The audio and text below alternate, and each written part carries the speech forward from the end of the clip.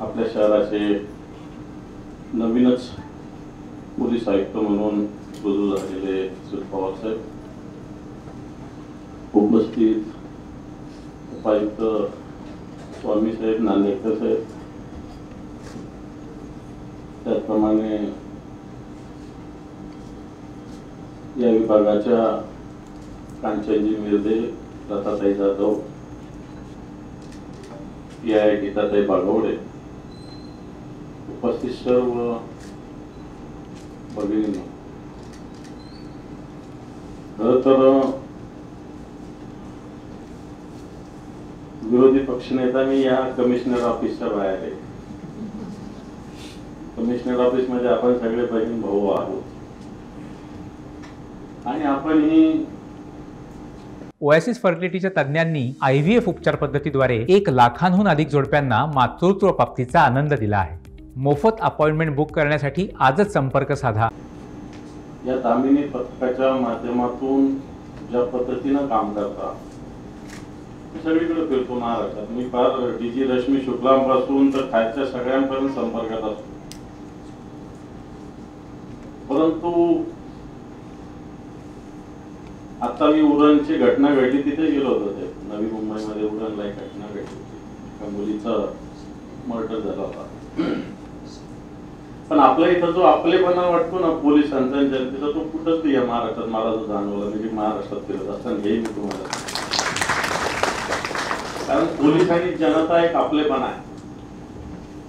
मी आता CP साहेबांना हेच बोलत होतो आणि शेवटी एक मराठी माणूस असल्याचा न मराठी असल्याचा एक वेगळा फरक असतो. हे तितकंच खरं, स्पष्ट बोलायला काही हरकत नाही.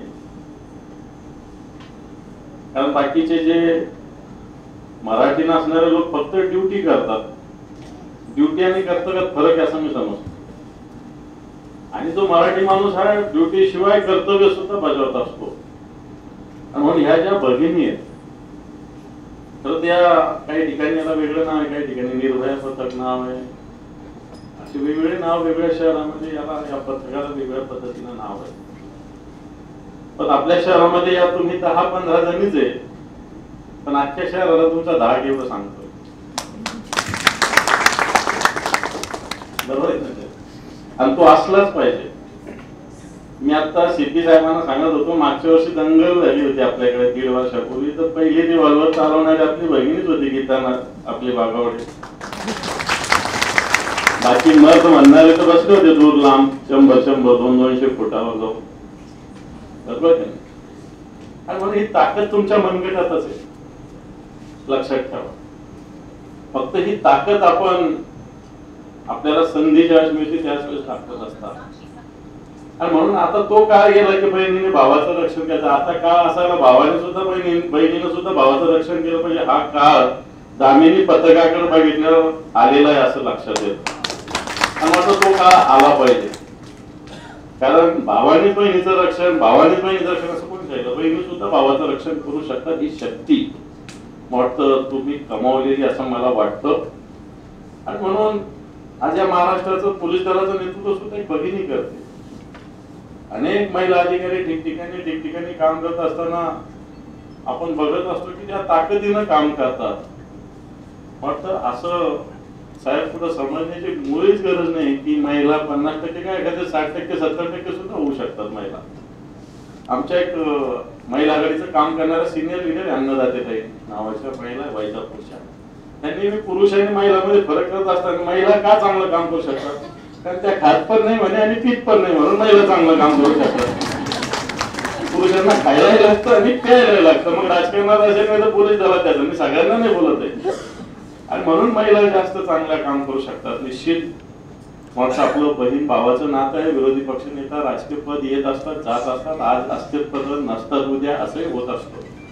परंतु मला असं वाटतं तुमचं या शहरासाठी कॉन्ट्रीब्युशन, एक या शहरामध्ये महाविद्यालय असेल, वेगवेगळ्या सार्वजनिक ठिकाणी असेल, तुम्ही ज्या पद्धतीने सेवा करता, मी तर म्हणेल बरेच जण ड्युटीच्या पेक्षा एक सेवा सुद्धा करत असतात. मी आता साहेबांना सांगितलं की आपले जाधव ताई येतात आहे, कोणतं कार्यक्षेत्र असं नाही तर तिथं पोहोचतात, नसलं तरी पोहोचतात, बोलवलं तरी पोहोचतात आणि न बोलवलं तरी पोहोचतात. अशा अनेक जणी त्यांच्या 2-4 सहकारी, ह्या जुन्या 2-4 जणी कुठेही पोहोचतात. आणि पोहोचल्यावर असं काही नाही की एक काळ होता त्या कानाखाली द्यायचं, पण आता बऱ्याच प्रेमाने काम करतायत, आता बऱ्याच प्रेमाने काम करतायत.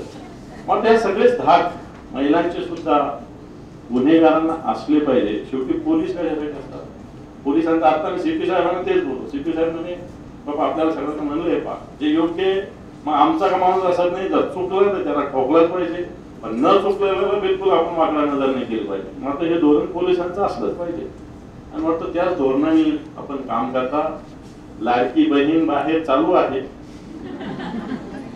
बरं का, बाहेरची लाडकी बहीण वेगळी ना आपलं लाडकी बहीण भाऊ वेगळं नातं आहे. मला असं वाटतं निश्चित तुमच्या मागे खंबीरपणे, कारण राजकीय बाहेर बोलावं लागत असतं, परंतु असं काही नसतं. सगळं शेवटी आपण एका या मातीतले, या शहरातले, या जिल्ह्यातले, बऱ्याच जण इथल्याच आहे. कोणी नात्यामध्ये येतं, कोणी मित्र परिवारात येतं, सगळं काही ना काही आपलं सगळ्यांचं एक नातं आहे. आणि मला असं वाटतं हे नातं जपण्याची एक पद्धती, एक परंपरा आपण सातत्यानं ठेवली पाहिजे. अनेक महिला इथून बदली करून गेल्यापासून मी त्यांच्याशी संपर्कात राहतो. कारण मला असं वाटतं इथं एक नातं निर्माण होतं, ते टिकवण्यासाठी निर्माण होत असतं. म्हणून आपण वरती आपण घातली म्हणून काय आपण काही माणूस नाही अशातला काही भाग नाही. आता समजा आता साहेबांनी सांगितलं की काही जण मुलं बाळ प्रत्येकाला घर आहे, दार आहे, भावना आहे, म्हणून ही वर्दी जरी असली तरी आपण सगळ्यात महत्वाचा माणूस आहे. आणि हे माणूस बनून आपण पोलिसांची ड्युटी करत असतं असं मला वाटतं. आणि म्हणून सातत्यानं तुमच्याशी नातं ठेवण्याचा मी प्रयत्न करत असतो. आपल्याला या रक्षाबंधनाच्या निमित्तानं मनपूर्वक शुभेच्छा देतो आणि थांबतो. धन्यवाद. जय हिंद, जय महाराष्ट्र.